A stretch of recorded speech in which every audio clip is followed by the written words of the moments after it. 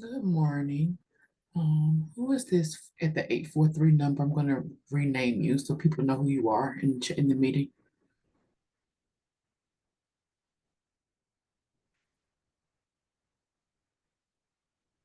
If you are calling in from 843, can you please state who you are so I can rename you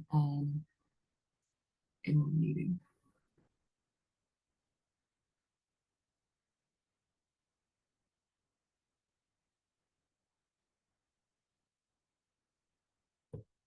Okay, guess not.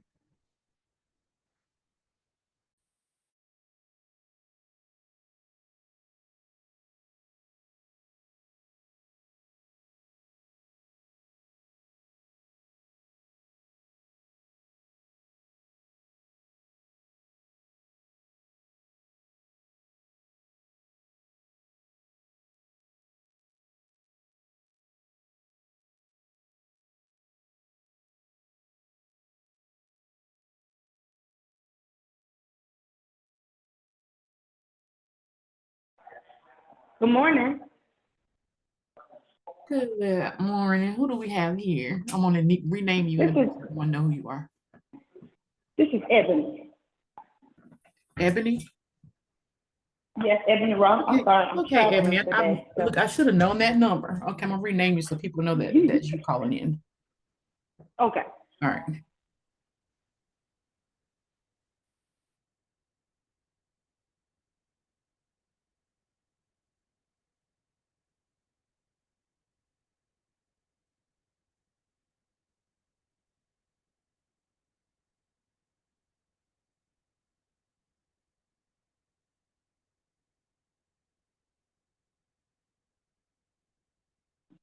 Keisha, is that you? Yes. How you doing? I'm not feeling too good, but I'm gonna get through this morning. Something I ate last night or something. Something's going on. Oh, Yeah, but I'll be I fine. hope you But thanks feel for better. asking. I hope you feel better. Yeah. My family and I are traveling to Atlanta. So if I get disconnected, I'll call back in. I didn't want to miss the meeting. But if you would let me know once we have quorum, because I it won't let me stay on Zoom, but I can do the call for that one. Okay, So just let me okay, know. so we, Thank you. quorum is only three because we have four members, which is you, Sharita, Renee, and Colleen. And Okay. as soon as, two more people join, then I'll just announce quorum. Well, when two more Okay. members Thank join, we'll you. just announce quorum. Okay, you guys Okay. travel safely. Thank you. No, you're not getting out right.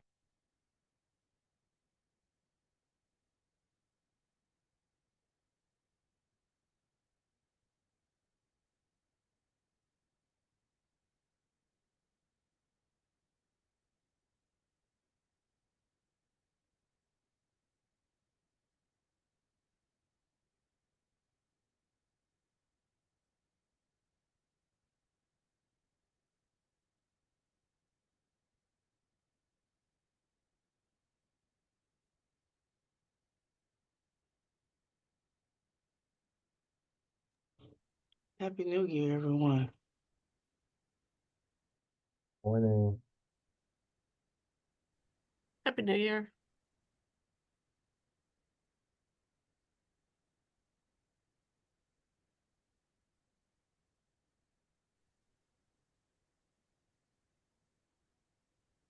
Good morning, all. Morning.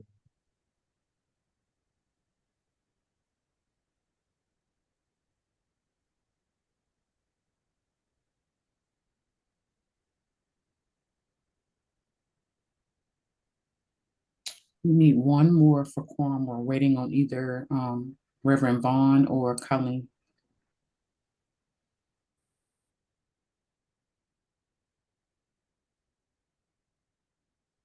I'll send Reverend Vaughn a text real quick. I'm calling Miss Colleen now. I didn't hear what you said, Anthony, about Reverend Vaughn. My volume is low for some reason. I'm gonna send her. Okay, great. You may be out till Monday. I got an email bounce back that she'd respond when she gets back to an email I sent yesterday. Who, Reverend Vaughn? Reverend Vaughn. I didn't get a bounce back on Colleen.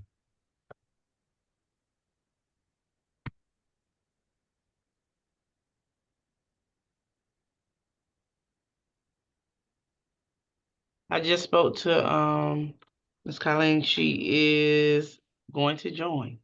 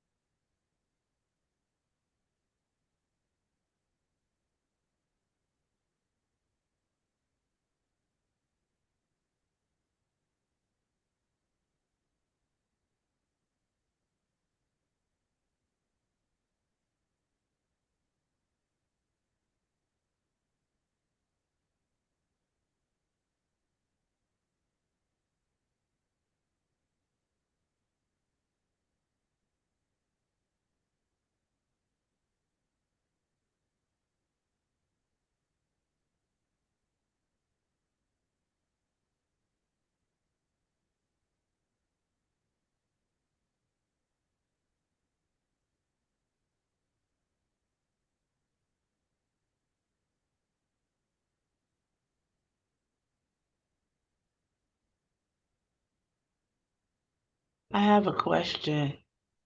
Yeah, When did the minutes go out for December? The minutes did not go out for December. They're still incomplete. But we can discuss that, when we get the agenda, but I have sent out September and November. And just so I need to go back and look at September and November because I see that it's an item on the agenda. So I was just trying to fill the gap while we wait for a quorum. If we need to find those minutes. Reverend Vaughn has joined the meeting, so we have quorum. Good morning, everyone. Sorry, I'm driving, but trying to join. Thanks so much. Just drive safely, Reverend Vaughn. We don't want any accidents. Ebony is also driving and traveling. Good morning, everyone. Happy New Year to everyone. I think I heard Miss Keisha said that we have quorum, so we're gonna go ahead and get started. I hope your start to the new year has been great. I apologize for not being able to join Zoom virtually so you could see my beautiful face, but my family and I are driving to Georgia, so if I get cut off, I promise I'll just dial back in. But I wanted to say welcome everyone to the new year and to our meeting. We can jump right in. I think Sharita just mentioned the agenda, the meeting. Got tongue-tied. So Keisha, I'll just allow you to go ahead and just finish what you were saying about the minutes.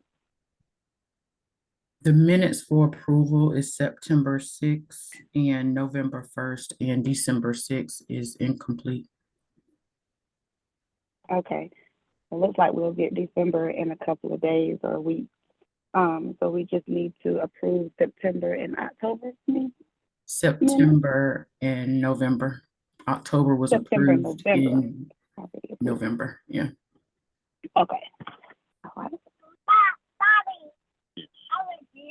So are we in a position to approve the minutes? I'll open the floor for a motion.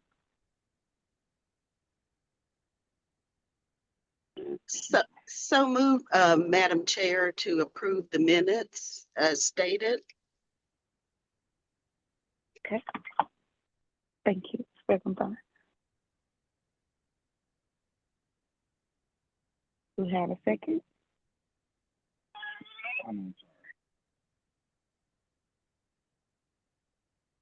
Rita, I'll second. Okay, thank you. And we'll be on the lookout for our December meeting minutes. We'll jump right to the budget request letter. I think Colin sent that out yesterday, or was it Friday? One of the days. They all run together at this point. Yesterday, and I- Yesterday. Okay. Did everyone have the opportunity to read the letter so that we can discuss it?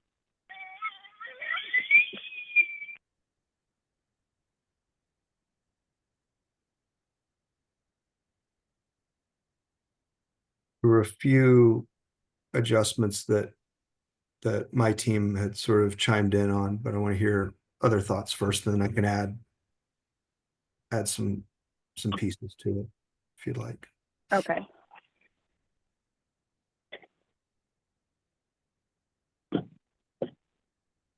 I'm not able to see the chat if anyone has anything in the chat.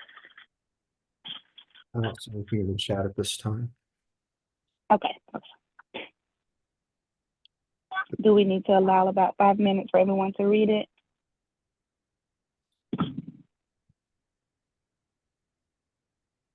Everybody has access to.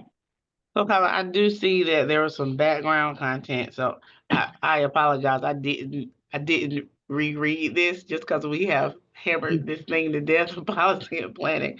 So is the background, I'm gonna try to skim it right now, but is the background mostly the questions that we had from people and suggestions from our HSAC meeting? So this Yes, is it was- that background. It Okay. was mostly like data points, and that's where our team had sort of said, hey, it would be good to add, it would be good for us to add, this would help 35 people, this would help this, how do we come up with this? The emergent, clearing up that the emergency shelter expansion would only add, it would get us back to pre-pandemic +1. It wouldn't expand above the pre-pandemic emergency shelter by 16 or 19 people. It would only get us back to that.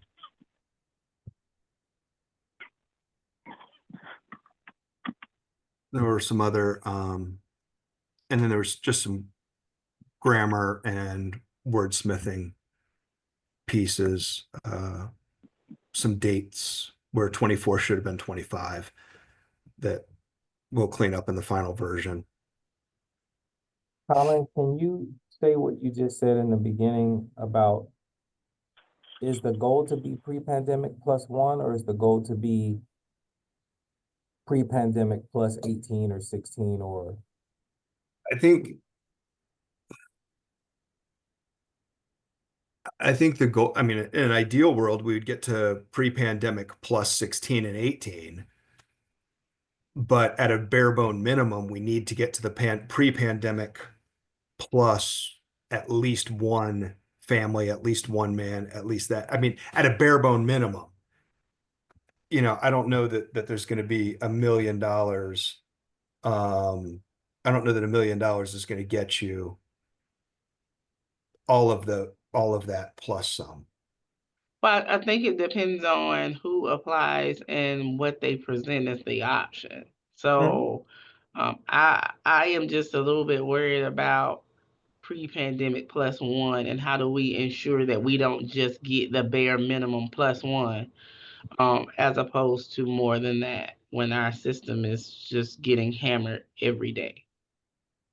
So we could, if our goal would be to get to pre-pandemic plus, then it would be adding 31. It would be adding 31 females, 18 plus 15 males. Where are you getting that number when you just like throw out 31? Like, where's Okay, that? sure. All right. So, all right. No, that's a great question. All right. So pre-pandemic, Urban Ministries had 30 beds for females. They currently have 15 beds. So we ask for 16 beds for females in this letter. That would get you to the pre-pandemic of 30 plus one expanded bed. If we're saying we want to go back to 30 pre-pandemic plus another 16, that would be, we need 31 beds for females. That would get you back to the pre-pandemic 30 plus an additional 16 beds for females. If we wanted to get back to there used to be 80 beds for single men. There are currently 62 beds for single men. So that leaves you a deficit of 18 beds on the men's side. So you'd need 18 plus 18. So an additional 36 beds for men. That would get you to the pre-pandemic plus an additional number. But that's also assuming that UMD would be the place that would get selected, and that's not automatic. You get what I'm saying? Correct. That's not automatic. And that's the question that has to be asked is, are we expecting a group with $1 million to fill in the deficit at Urban Ministries, or are we expecting whoever gets these funds to add 16 beds plus 19 beds plus one family plus one couple, let's say?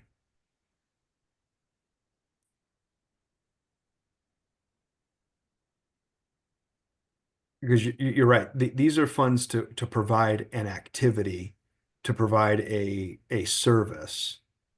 And it's not necessarily, these funds are not earmarked to go to any particular agency. Right.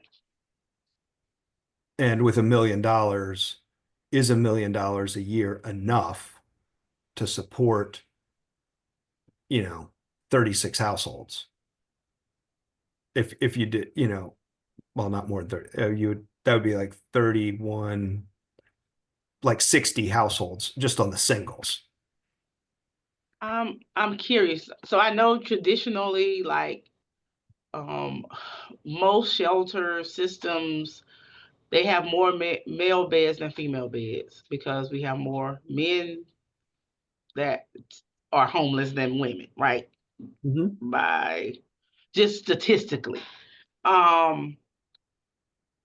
Do we have any idea about the breakdown of our singles right now? What that percentage male to female is, or any of that? Like, have we seen a spike with single women being? You get you get the question I'm asking? Yeah, I think Anthony, I think Anthony has broken down by male, female. Do you have that information, Anthony? I do. I'm sorry. Can you clarify the question I'm answering though? I was typing some notes. So what I was saying is just like traditionally, most shelter systems are set up with more male beds than female beds, and usually the math is about, for how many ever male beds they have, 25% is usually that number that exists for women, right? And so I was just wondering if we know. I mean, I expect the male number still to be significantly larger than the female number, but I'm just wondering if there's any kind of spike from our normal trajectory on our single females in need of shelter. Just Yeah. curious. There Yeah. is a spike in the number of single females that need shelter as reported by Entry Point.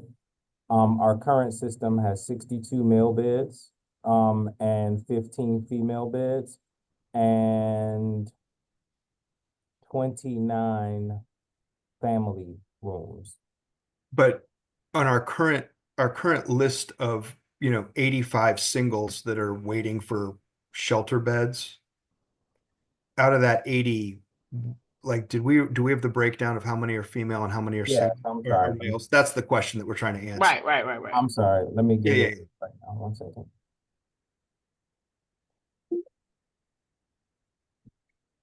The latest report I have from Entry Point is that of the 80 singles that are looking for shelter as of December 30th, 50 are male and 30 are female. Okay.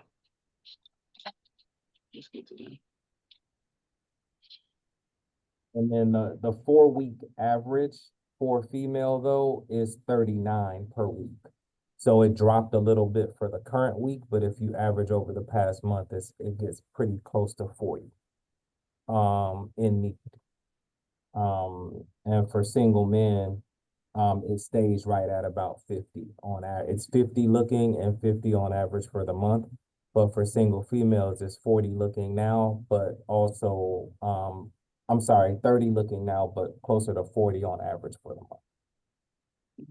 I was just wondering how the lack of DV resources was impacting that number. That's all. That's all I wanted to ask. I don't know that we have that data easily accessible. Right.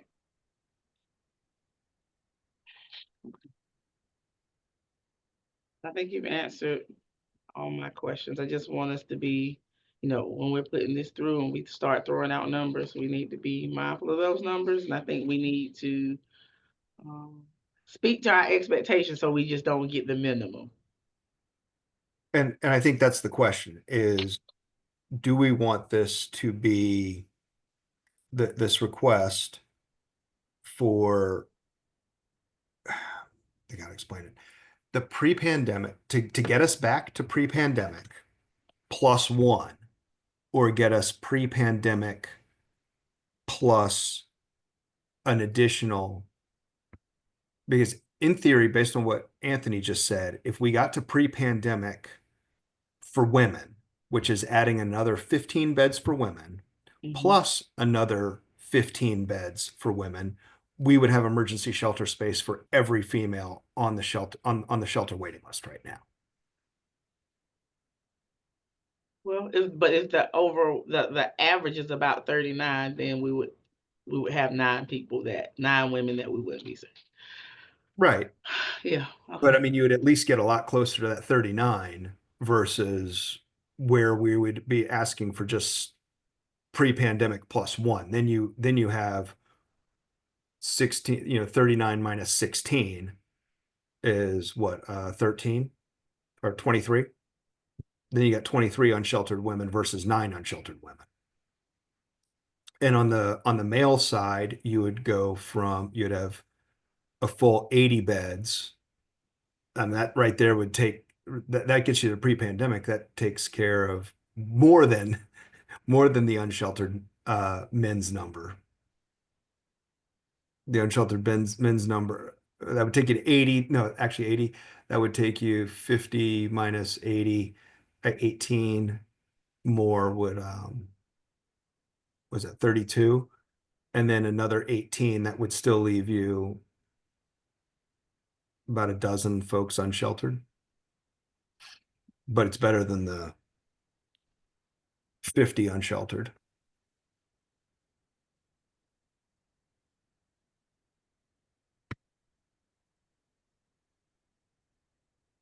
So I think that's the question is, are we, we could make the request that urban ministries find a way to get back to their pre-pandemic numbers.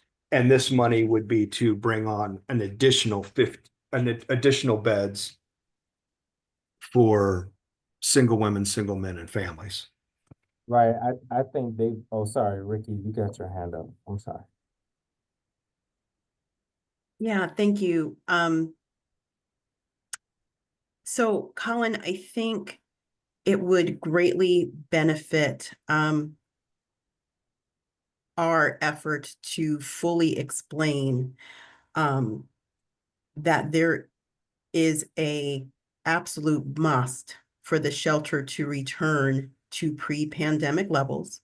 So having those 80 beds for men, having those 30 beds for female, and then plus an additional 16 and an additional 19. The way that the letter currently reads, it's like they could add one more bed and be good. And that's not what we're saying. That's not No. going to address the rise in unsheltered homelessness. We need to restore to pre-pandemic levels minimally, like what they're being paid to do, that level, and then add more. And that will, thank you, Sharita, without additional funds, yes.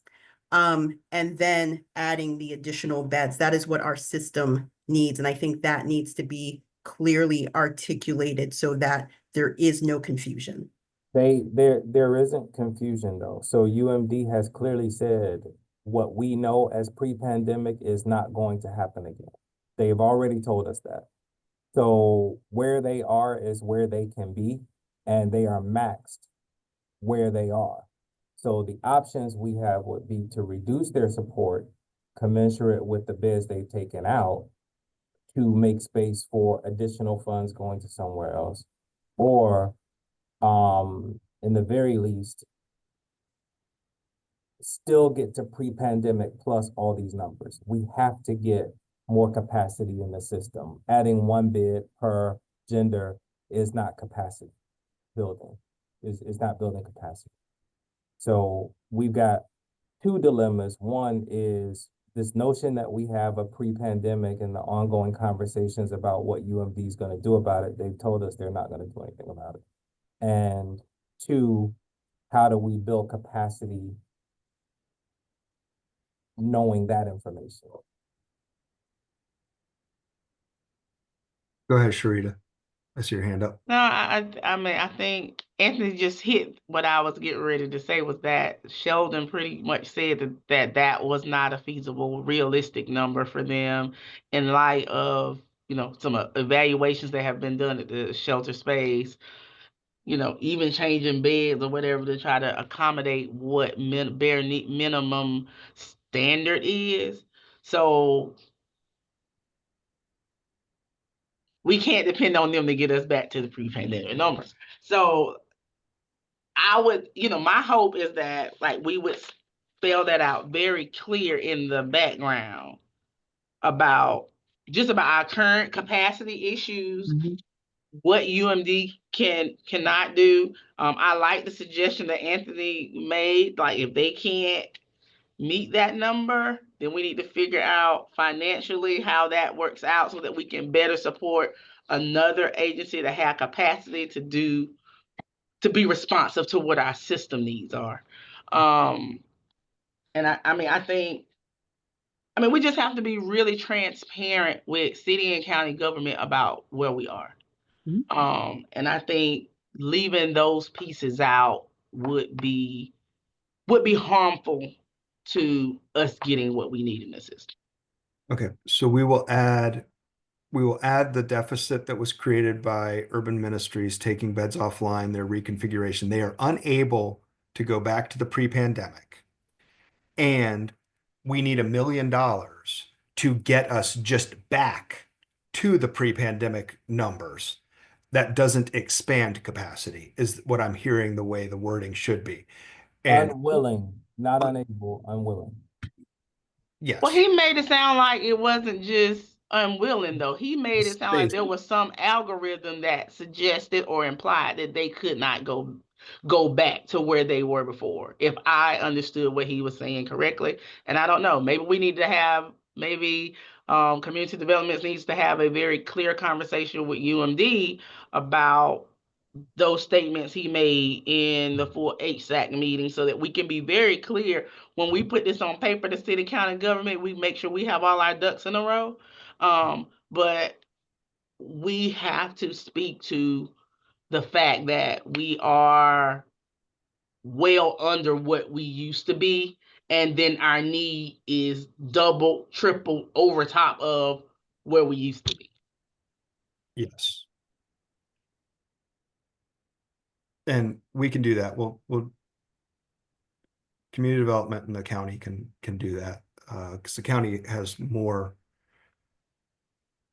resources going to urban ministries than community development. So that's a joint discussion that can happen looking at that. So what I'm hearing is just to get back. So is our $1 million request that's coming from HSAC to the county asking for $1 million to return to the pre-pandemic numbers +1 at a very bare bone minimum? Or is the goal to get to above pre-pandemic? That's the big question.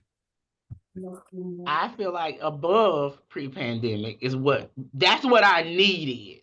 Right. Our need is above pre-pandemic.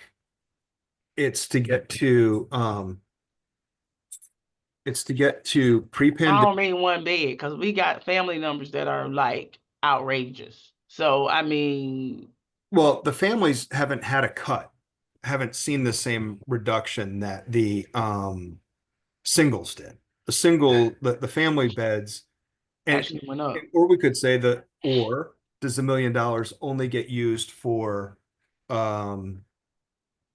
families and nothing else?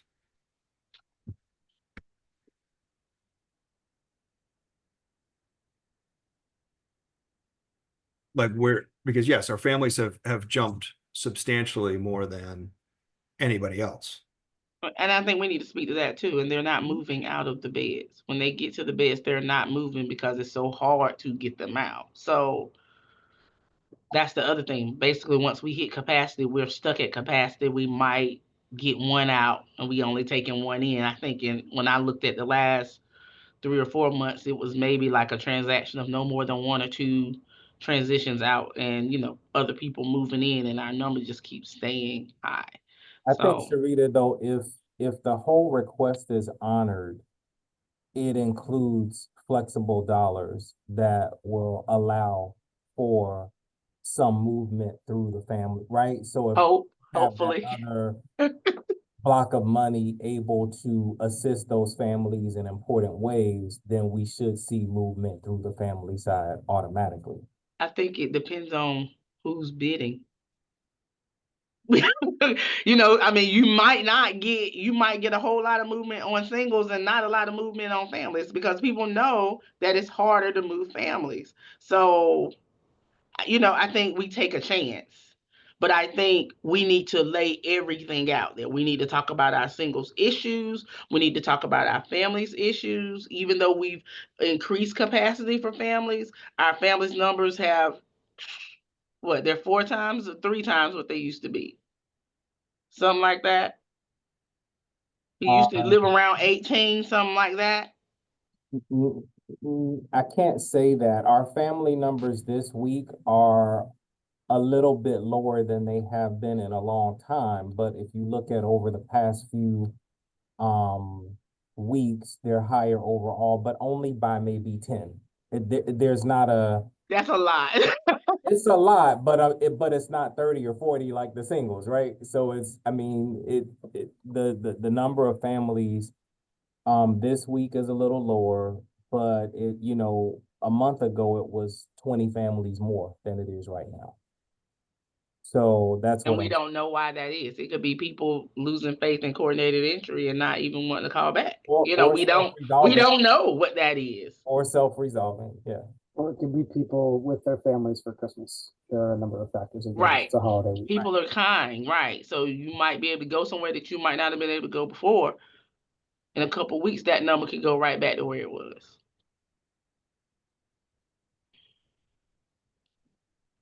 So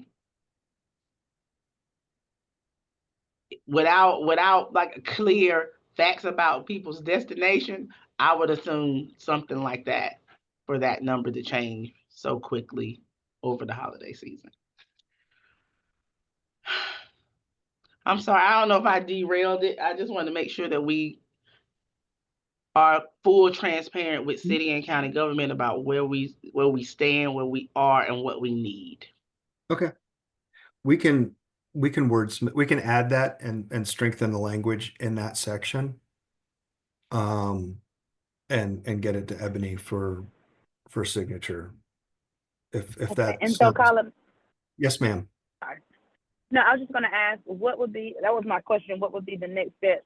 After you wordsmith, you send it over, do we then send it back out for more discussion? Or then after that, I sign it and then we submit it? Because I just don't want us to miss that deadline. Yeah, no, what we'll do is we'll take everybody's feedback here, and I think what we'll do is we'll take the feedback, we'll wordsmith it, and then I'll work, like my team and I'll work with you, Ebony, to get it to match what folks are saying. Then we'll go ahead and get your signature on it and get it sent out. Like, this is kind of where Okay.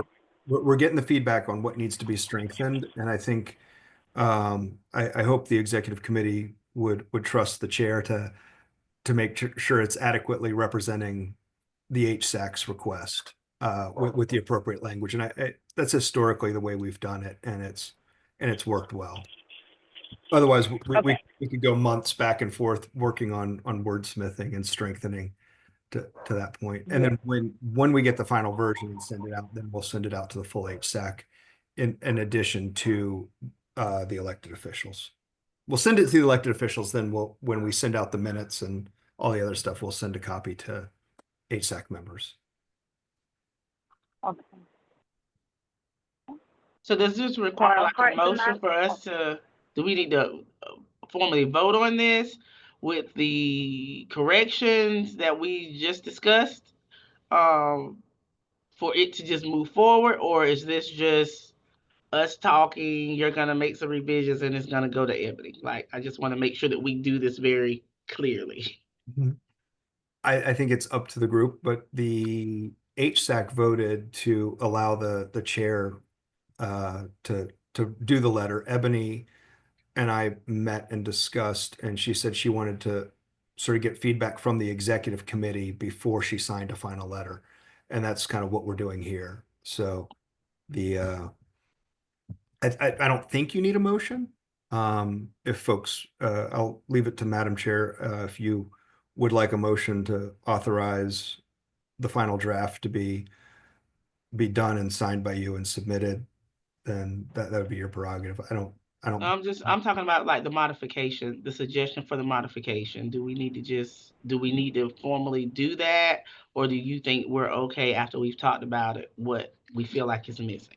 Oh, That's all. no, I don't think you need you don't need because we're staying within the spirit of the request. We're not fundamentally changing the request of dollar amounts. We're not explaining anything else. We're expressing the background and saying we want this to be stronger, better worded, and we need to get to the pre-pandemic letters and exceed the pre-pandemic. numbers by at least, you know, a good margin. Thank you. Interesting. So I think you're okay on that. Okay. Everybody's all on the same page. Got a good consensus of what we're moving forward with. Yeah. Yeah, I think we're good. Can you hear I me? think we are. I Okay. think we are, Ebony. Look, I keep forgetting you Okay. can't see. Yes, I can't see you. I know if you're nodding your head or in the chat. Yes. Okay. I just wanted to make sure. Okay. Well, then we'll move to our next agenda item, and that is discussing regarding public comments during our December 18th meeting. We know that we had a few people share their concerns about some of the things that they're seeing in Durham, and we appreciate the feedback. But we're trying to get an understanding of when we get the information, how do we as a team discuss it, and how do we move forward to making sure that their questions or concerns that we're moving their concerns forward to the appropriate people. On the regarding the tents. What are you looking for the conversation on? Shoot. I think we lost Ebony. Yeah, she jumped off. She said she'll call back if she get disconnected. Okay. I think what she was saying was how do we want to respond when we have public comments and concerns, so that folks see that, like, they're not just doing public comment and we're brushing it off and going on to onto our agenda and not really hearing, listening, or acting on the things that are being shared with us. I think that's what she wants to have a discussion on. Yeah. I think Ebony's back. Sorry, Hey, I Ebony. got disconnected. No worries. Did you hear anything that I said? Yes. Sharita was explaining that she thought you were saying, how do we want to respond when people present public comment in our meetings to make sure that we're not just hearing it and ignoring public comments. Yes. And I think we as executive committee, typically when public comments happen, they come to executive committee, then executive committee will determine, is this something that needs further discussion, further investigation? If so, where does it fit within the overall plan? This is how we've managed these in the past, is where does it fit? Who or what committee does it belong in, or is it like an ad hoc committee? So, depending on what the comment is and where does it fit in terms of the overall prioritization of all the other things that are happening at that particular time. So it's not that a public comment all of a sudden becomes the highest priority, because a public comment may come in while we're trying to go through using the COC application process. And the COC application process is a very high priority to make sure we get a strong piece of that. So we can't divert resources away from that to fully meet the new target that's being thrown out. But this is sort of where the executive committee sort of says, oh, this was a really good thing. Let's refer it to policy and planning for further discussion. Let's refer it to performance management, or let's put it on a future executive committee schedule for discussion and further determination. Okay. That's helpful. Does anyone else have any concerns about the public comment? What I think when we have our public comment, our public comments from our December meeting, I think I may have suggested that this was a good place for that policy and planning was the place to discuss the concerns. And I don't know if I overstepped the bound, but it sounded like it was a policy and planning thing, so I just kind of like volunteered our space would be that space to flesh it out. I don't know, like, should I not do that when something happens as the policy and planning chair kind of just decided it lives there? Or should we bring it back to exec and make a decision? I think it depends on the topic, right? Like there's some things that are clearly going to fit in policy and planning. And there's some things that are clearly going to fit in performance management. And there's some things that it may be like, oh, well, there might be a little bit of both. And there may be, even if it's in a policy and planning, sometimes there may be a reason that executive committee may want to weigh in on it or be made aware of what's happening. So I don't think you did anything wrong, Sheree. I think you're perfectly within the bounds of the chair of policy and planning saying this seems like this is where this belongs. Yeah, I agree. And I just wanted to, I think the question is really for me, Sharita. I wanted to know how we process when they come. I know this is new, we're going to a new platform, but I just didn't want to hear people's concern and we not, respond to them. So yeah, I agree with what Colin just said. And just so you know, Madam Chair, the tent policy and the encampment response policy will be discussed and fleshed out. And I've already talked with Colin about making sure that we get whatever draft of the tent policy that we're working on, that the lead group is working on, that we have that available to flesh out in policy and planning in response to that concern, because I don't think that the concern that was shared was something that we didn't know about. I think it's something that we had already been talking about in policy and planning and just systemically about, just the high numbers and, people's access to resources, whether they're in UMD or on the street. So we will be tackling that in our January meeting. That's great. Thank you for sharing that. You have a hand, Any other- Madam Chair. I don't Okay. Feel but free to unmute and just ask your question.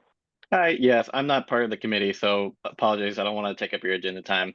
And this is actually related to Sally's question in the chat, whether or not the policy was changed after the HSAC meeting. I agree that policy and planning seems like the correct space to have a formal response to the policy, but since that meeting, there's been a couple of news articles and pieces in the news featuring some folks from the continuum of care, and there's been kind of misinformation that the ban was lifted. So maybe the executive committee would be a good space, or the right folks to put out a statement or something to clarify exactly that the ban has not been lifted and what stands in the way of lifting it. Even though that doesn't come directly from the HSAC itself, I think it's related. Yep, that's just my comment. Thank you. Thank you. I don't know if you want to take that on or you want to defer to our policy and planning meeting on Monday, because this was Chris, this was a direct conversation that Colin and I specifically had about the word ban and policy and Sure. what exists and what doesn't. So Let me give a 30-second just high level piece. There is no policy on tent distribution. There has never been a tent distribution policy. There has never been anything that said tents could or could not be handed out. The state of North Carolina, through their ESG program, prohibits the use of emergency shelter grant funds to be used to purchase tents to be distributed. That is the only formal thing that has been put in place. The city and county both have adopted an encampment response policy that was adopted back in 2020, late 2019 or early 2020. And the encampment response policy dictates that whenever an encampment, defined as one sleeping bag, one tent, one anything, triggers a response by the Unsheltered Coordinating Agency and several other departments to go in, determine whether or not this encampment needs to be closed down. So when tents are distributed, if a complaint from communities come in, a community member, another department, general services, we get 3 to 5 encampment complaints per week through Durham One Call that trigger people responding to them. The tents were being distributed without a plan or process, and tents were being popped up where we had community the Unsheltered Coordinating Agency and General Services were having to go out and clean up encampments where they were popping up and becoming problematic in various areas. The city manager, in response to 2 tents that were people camping on the plaza by the Bull, were tents that were distributed by a department. And in response to that, the people who were in those tents by the Bull had been asked numerous times to move, as there is a city ordinance that prohibits structures from being erected in the plaza without permits and reason. There's ways to do it, but you can't just put a tent in the plaza without a permit and triggering an ordinance issue. Folks had been asked to move multiple times. They would move, come back, move, come back. At that point, the encampment response policy was there had to be an order from the city manager to remove those tents, at which point the Unsheltered Coordinating Agency, General Services had to go out and get the people to physically move their belongings so that people could use the plaza and the electrical outlets near where those tents were. The other part of the encampment response policy dictates that when the city manager or county manager order the removal of an encampment, the appropriate governing body is responsible for doing the best they can to prevent that area from being reoccupied, which could result in fencing, no trespassing, a variety of things. Well, you can't fence the plaza. You can't no trespass the plaza. You can't make the plaza inaccessible at certain hours. So in order to do that, in order to try and mediate this and reduce the number of calls that were coming in at the time, the city manager ordered the stopping of tents being distributed as it was increasing a workload on other places and as a response to a particular need in time. That's where yes, that is state property, Sharita. And that's where the tent distribution stopped, was when the city manager ordered a city department to stop giving out tents. There was never a prohibition from anybody else in the community to giving out tents. People buy tents, people put up tents. There's not a formal HSAC policy for or against giving out tents. There is then we as the lead agency ask policy and planning to help us prioritize various tasks, and policy and planning put together a whole order of things, which is what guided our request to city and county elected officials. And tent distribution was at the bottom of that prioritization that was done. So that's why tent distribution policy has been sort of put on a back burner, because it was not the highest priority given a bunch of other things that were happening at that time. So Chris, if you've got 100 million tents, you're welcome to give out 100 million tents. There's nobody who could stop you from doing that. Yes, yeah, I really appreciate the comprehensive, like, going through what happened in the blow by blow, and I think that's exactly what is missing from the whole public discussion about it. There is no understanding that the city manager's office has put a ban for the city department to distribute it. But based on those reports that came out, the media is reporting that the city manager's ban has been lifted for the city department to continue redistribution. So I don't have an answer for that because I'm not in the city manager's office, and there's a new city manager who started January 1st. Yes, yes. So I am not aware of where things stand at this point. And I need to get further into that. I suspect there'll be more conversation about this at policy and planning and at the January HSAC meeting as more information becomes available. Yes, and I just wanted to make this committee aware that, members of this committee and the HSAC are being quoted in the media in these articles that are, Mhm. promoting misinformation about current services being provided in the city. And yep, just want to put that out there. Yep, you got it. Thank you, sir. All right. Sorry, Madam Chair, I just wanted to sort of take a moment to Oh, no problem. Thank you give for the history sharing. on. Thank you, Chris, for answering that question. Is there Right. any other thoughts or concerns about the public comment?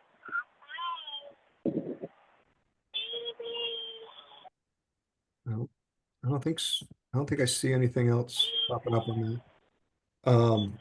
What's next on our, I think we're ready to move to the Um, next agenda item. yeah. So, webinar format, and that's you, Colin. Oh, that was, we had talked about shifting our HSAC meetings to a webinar format starting in January, and I'm not sure we're ready to launch that, and I'm not sure we reminded folks that we were switching to a webinar format. And is that something executive committee would still like us to move forward with? And if so, may need to start that in January. Go ahead, Sharita. So I think maybe this conversation happened maybe in November when I had to get off the line early.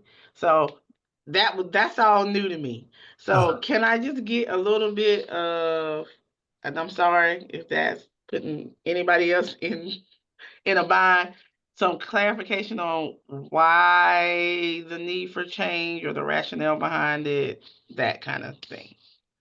It was more to line up with the way other city and county appointed board, because the HSAC is a city and a county, kind of appointed board of advisors, directors, if you will, and lining up with how others are operating. And they all operate in a webinar manner. And it sort of allows for cleaner, who's an HSAC member who can vote and who's COC and joining. So it helps with the voting, it helps with discussion, it helps with public comment, it helps just sort of keep everything in a more orderly fashion for whoever the chair is and managing the meetings.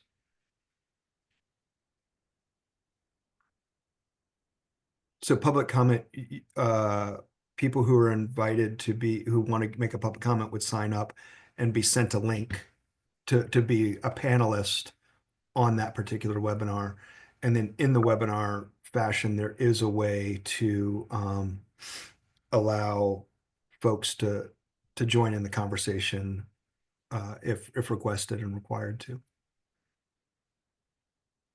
It was just an effort to sort of help the HSAC move to the more permanent sort of standardization and keeping meetings on track and keeping everything in order of members or panelists and attendees are invited to join. So I want to add just a few tidbits. Mhm. I understand the desire for us to look like, or do kind of what the other boards do. My only hiccup with this is that we serve a group of people who might not always be technologically savvy. They may not know how to sign in advance. They may not know even how to, manage the electronic world. And I just don't want us to lose our ability to touch the people. A lot of people in leadership, they want to do the leadership thing. They want to get informed, but and they want to trust that the people that they have picked that are sitting around the table have the voice of the people in mind when they're speaking, but that's not always the case. You know what I'm saying? We have the same group of people that are always the ones that we can count on to participate, and then we have groups of people that just don't, right? And some of that is because it's not their reality. They don't do it on a day-to-day basis. They just don't have that knowledge or bandwidth. They may not feel like they can contribute. I don't know.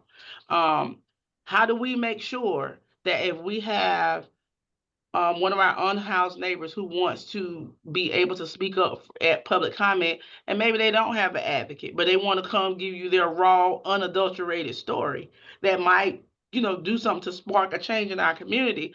How do we make sure that they still have access to be able to do so? I'm sorry, I'm a social worker, so I'm an advocate at heart, so I'm always going to think about the people. So that's just my question. If I could interject there's still the ability in a webinar format to bring someone else forward. It's not to stifle, it's just to make sure that we have order in the course of the meeting so that we can get through an agenda. They would still have the ability to do it. The comments are still open. And if there's a person who wants to make a comment and it's public comment, then whoever the moderator is or the admin is of the group can still open it up for that person to be able to make a comment. And this would be for the HSAC meeting, not necessarily for the committees. Because as you've pointed out, Sharita, in the past, is sometimes in HSAC meetings, we start getting into discussions about, there's a motion for something to move forward, and then it's almost relitigating the discussion that happened in policy and planning or happened in performance management, and trying to make sure that those kind of conversations are happening in the right venue, and making sure that when we get to the HSAC, we're not trying to relitigate all the conversation that happened in those subcommittees. It's also trying to make sure that we stay on track and move forward based on all the work that was done, and not trying to undo the committee work, and sort of helping to make sure we get those voices in the right places at the right time to impact those policies and performance standards as we move forward. Does that help sort of give the background? And Yes. And as Jeff said, Thanks, it's not to exclude people. It's just we'll still have room for anybody. People will still be able to attend the meetings just like they are now. And we'll be able to invite them to participate, similar to the way we are now, and make people panelists temporarily or permanently, depending on what the role in that particular meeting is.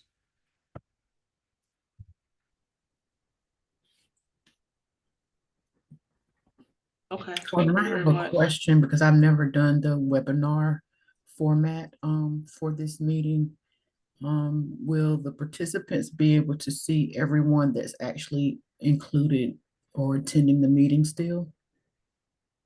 The host will be able to see everybody who's attending. But they won't be able to see each other. So that who's in the meeting. Depending on how it's set up, I don't think I think there's ways to set it up that everybody can see who's there, but we have to look into that. The minutes would be able to reflect all the folks who attended. But we can work on that, Keisha. Okay, I just wanted to make sure I understood. Going forward. I want to acknowledge a comment from Chris. The website is out of date on the HSAC page about the location of the meetings. That did change some time ago because of COVID, but was not updated. So we will work on getting that updated, Chris, on the website.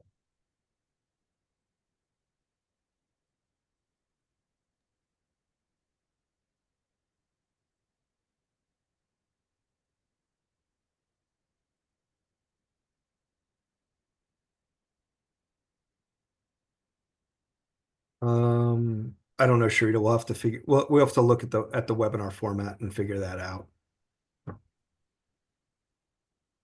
Off the top of my head, I believe there's a way that everybody can see all participants, based on other Zoom webinars I've been in. I think it depends on how it's configured. So we'll have to look into that. That's correct.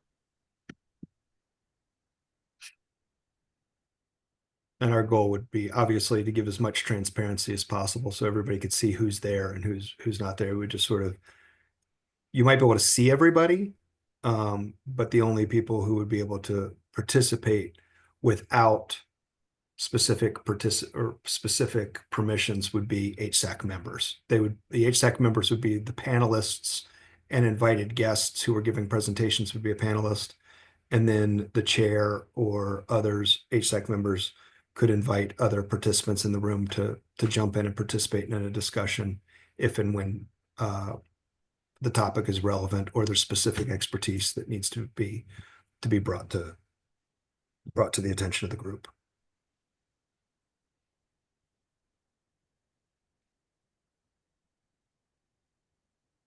So it sounds like we need to punt this to February at this point, because we'd need to get it configured correctly on our end to reconfigure the meetings. We just wanted to bring it back on there. Is that what I'm hearing?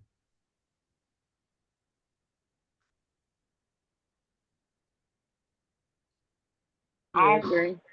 Yes. Okay. We can bring it up in Mhm. February. All right.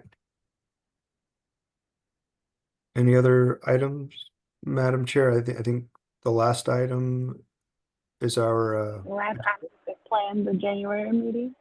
all right. Let me share my screen here. Give me a second.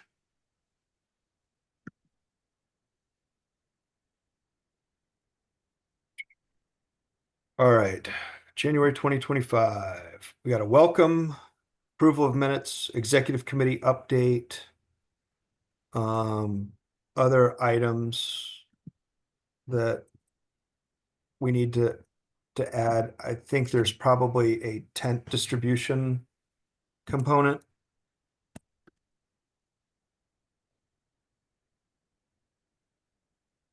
Yep.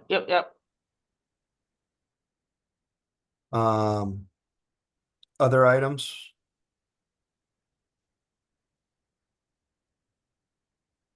Do we wanna just do any kind of update on this, on the letter? Do you wanna do some brief? The city county ask letter, the like final draft? Yeah, we'll send out the letter and Mhm. just sort of update on letter, just sort of announce the letter was HSAC funding request.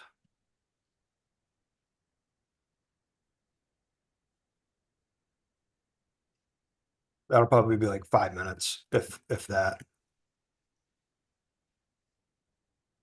I assume we probably want to do a pit update since pit will be right around the corner from the HSAC meeting, because we got pit on January 27th. There won't be much, I don't think there'll be any slots open for people to sign up, but do we want to do a pit update? We should, even if just as a reminder of what's coming. Do we want to do a white flag update? Just Yeah, I how was just thinking that. Mhm. Yeah. Mm-hmm.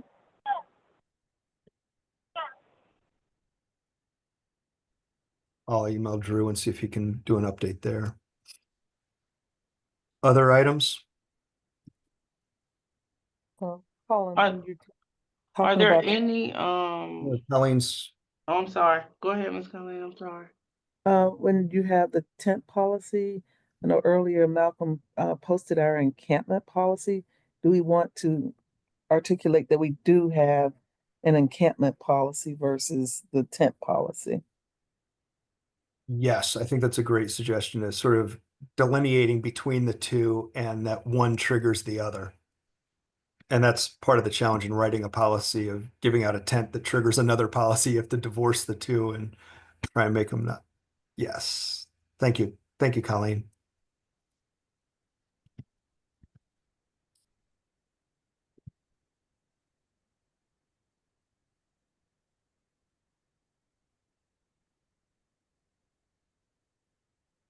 All right, other items that you all want to put on here?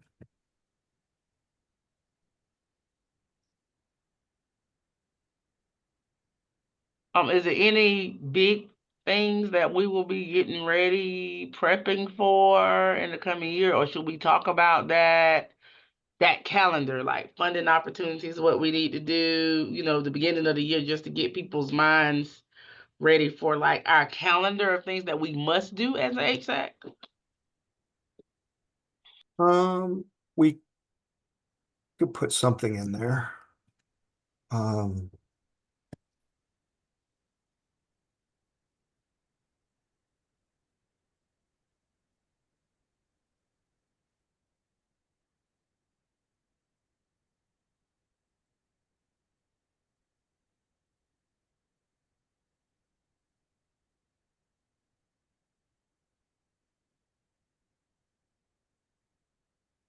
I'm just gonna put lead agency on this.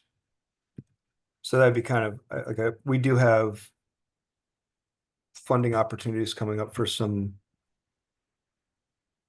items. We don't have a date for things to be announced, but we can put it out on the radar for folks to be aware of that are things coming down the pike.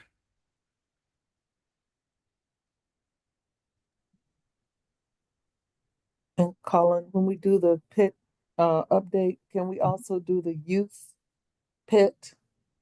Yes.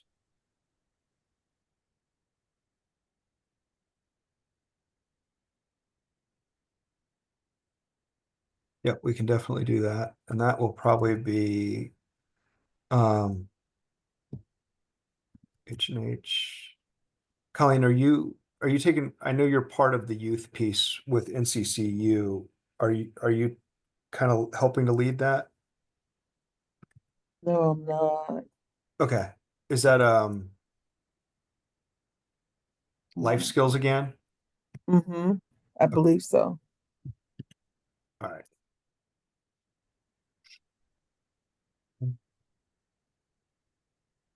All right. Other topics that we want to make sure we cover in January?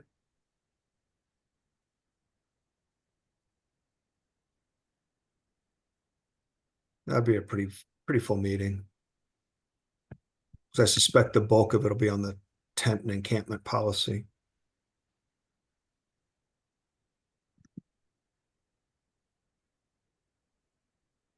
Ah, yes.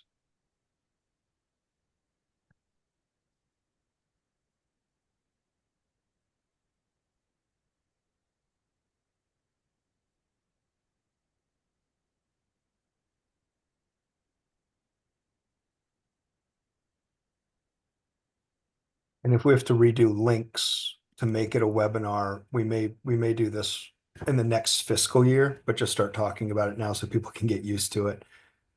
Because if we have to if we can't just keep the same link, when we change links, it creates confusion in the system because people already have these links saved and blocked out. So we'll think about implementation of that.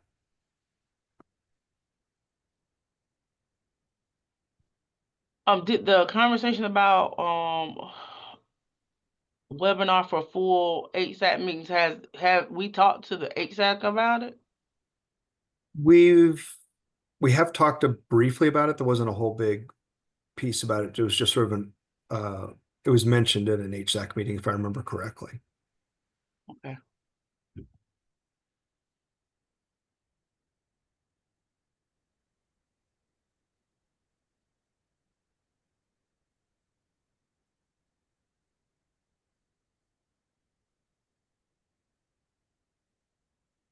Other items?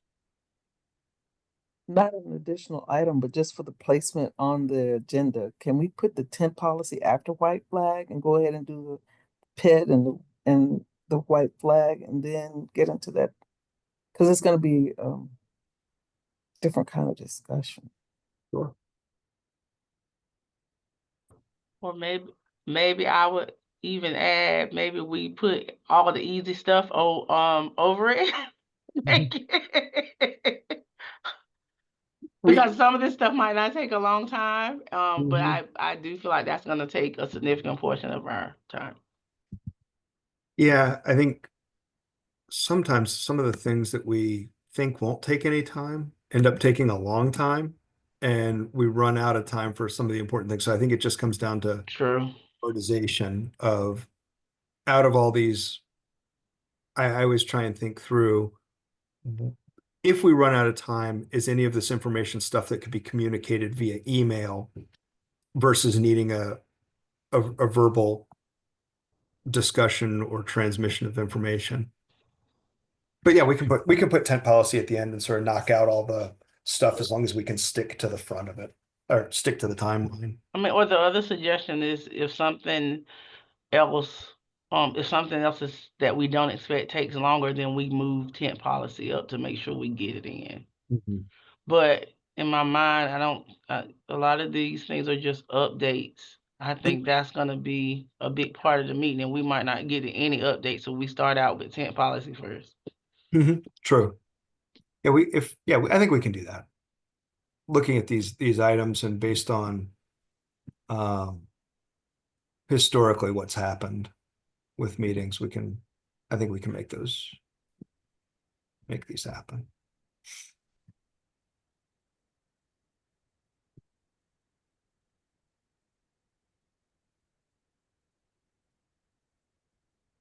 Okay, other items?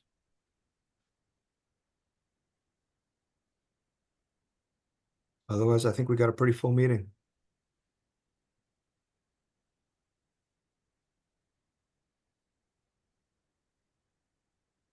Anyone?